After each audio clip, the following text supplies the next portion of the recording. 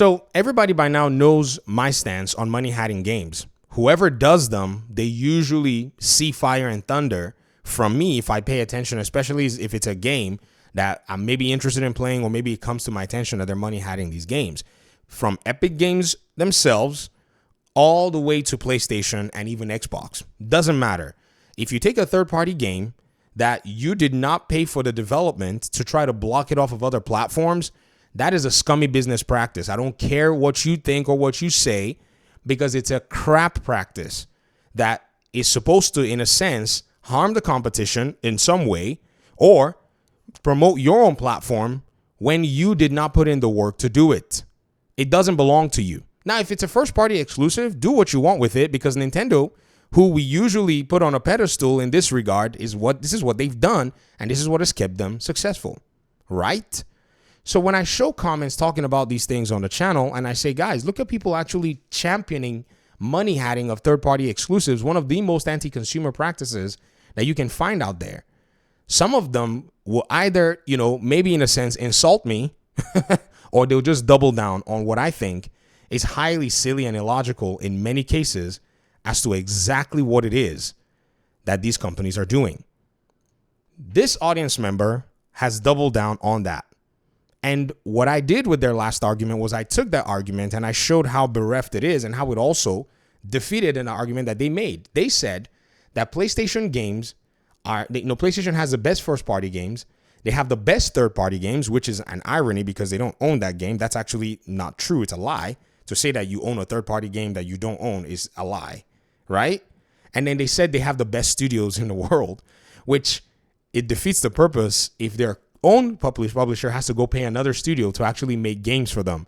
Because if they had the best studios in the world, they wouldn't need to do that. They'd simply just actually make the best games in the world. And that's exactly why I say that sometimes whenever these PlayStation fanboys will make these arguments, I as a PlayStation fan will look and say, I don't know what you're smoking. I don't want to smoke it because for some reason it warps logical thinking. But sometimes they stay on whatever it is and they double down. This audience member said, by the way, money hiding games has nothing to do with PS's quality of their games or studios. Okay, let's look at the PlayStation games that already came out this year compared to the third-party exclusives that they money hided, and look at, say, their quality and their reception. What's Concord doing this year compared to, say, Stellar Blade? You see, you will make these statements and then you don't even bother to ask yourself, oh, what games did PlayStation bring out from its first-party studios this year? And what third-party exclusives did it actually hold down? And how did those perform? Because I remember seeing in one of your other comments where you swore that Rise of Ronin, even though people were trying to tell you that it didn't necessarily do strong in sales, you were adamant that it did enough sales. It did well enough. Well, where's the PlayStation equivalent for the year? It has nothing to do with the quality of games. What are you talking about? Okay, Until Dawn remake, freebie. Capitalize on the fandom, give them a glorified shader pack, charge them money. Easy peasy. How's that going? You see, like I said, I don't want what it is that you're on. It absolutely warps, it warps judgment. That's what it is. I can't believe somebody would say that and then just simply just walk away not thinking, oh my goodness, I can't believe I said that. You make yourself vulnerable. And then they said this. PlayStation, just like Xbox, sees gaps in their first-party releases and adjusts accordingly.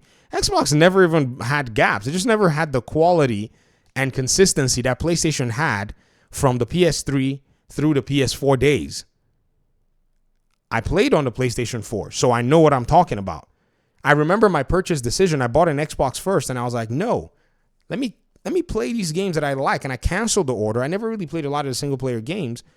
And I was like, this comes in an Uncharted bundle. Let me give it a shot. And if anything, it's PlayStation anyways. I'm more used to PlayStation than I was Xbox. So I got myself a PlayStation 4. Enjoyed the heck out of it. Even went to get a PS5 because I enjoyed that generation. And then they said games are taking 5 years to make nowadays. So PlayStation doesn't have enough studios to put out games first party all the time. Ubisoft does. You're not getting any concession from me that PlayStation doesn't have enough studios to put out quality games. You think PlayStation is not a big boy and can't defend itself? Ubisoft's problem is that they actually have enough studios to put out games every year, but they're not putting out games that their audience members want. Ubisoft does it. Ubisoft during 2020, when we had a pandemic, Ubisoft dropped 3 games. Everybody was canceling their games. Ubisoft was like, here are 3. They have a pipeline where they can punch out games. How many games have Ubisoft dropped this year? How many games did they drop last year? So that excuse is a misnomer. Please get that out of here. Because David Haffey had said before, and I think this is the problem, and see, you've basically come again to self-own your argument. This is why you're featured. David Haffey once said something. He said, I wish PlayStation, and I wish I could find that video clip, but I remember I was listening to it, and I remember exactly where I was. I just walked into, I was sitting in the garage, and I was just listening to him actually speak. He said, I wish PlayStation would take time and pull some of these small IPs, right? Or pull, small portions of their IPs and make mini games out of it. Something like Miles Morales. Like an anthology. You get it out of, you pull something out of an established IP and you make these small games that basically are fillers. Warner Brothers did it with Arkham City to Arkham Knight, where they told Warner Brothers Montreal and said, hey, Warner Brothers Montreal, we need you to make an Arkham game. And then when Warner Brothers Montreal was like, we're going to make an Arkham game from scratch, Rocksteady, help us. Rocksteady said, here are the files from Arkham City and Arkham Asylum. Go do something with it. And they took those files and reverse engineered and made a whole different game from it. But yet, PlayStation is busy paying other studios, Shift Up, Koei Tecmo, Square Enix. They're paying them that money to money hack games instead of doing things like that. And yet you want to come out here and defend them for it? It's not going to work. Why? Because we already have a lot of examples in the industry of publishers making the best use of their own studios. Now, sometimes to good effect, sometimes to poor effect. So that's nonsense that you just put out there. I'm sorry. That's not going to fly. You can't dance around that one, man. That's why third-party deals are a big deal, because their studios and let me not say their studios, because their judgment sucks.